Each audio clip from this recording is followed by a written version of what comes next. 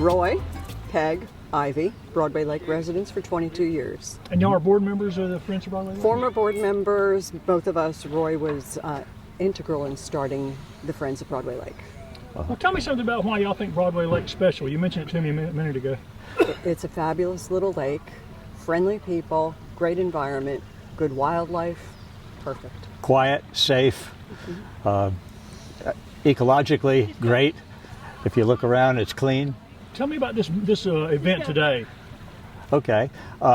Jeff Herbert normally runs it, and he's having some difficulties with his boat right now, which is really a shame because he's done such a great job.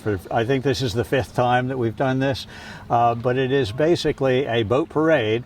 And I will tell you that we are paddling a canoe, and when we came out before, we were worried with all the power boats, but we found out that they can keep up just fine.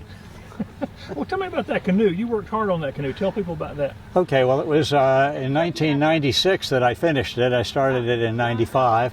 I built it with Tom McKenzie, who is arguably America's foremost wood and canvas canoe builder. He lived here on the lake, not at the time, but he did with us for quite a while. He's passed away now. But at any rate, that boat has 250 pieces of wood in it.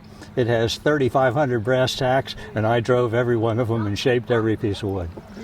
Pretty much do a big loop of the lake. Out by the golf course and around. And we have some shallows up that end, so unfortunately we don't go all the way up there. Canoes don't care. And they do have a prize for the best decorated boat, so you'll see some interesting themes. And how long have y'all been participating in it? Every year.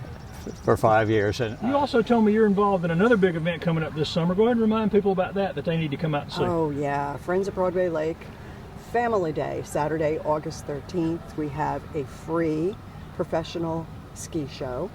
We have cardboard boat races with 7 of Anderson's best charities, and 2 of the fire departments vie for the best boat every year.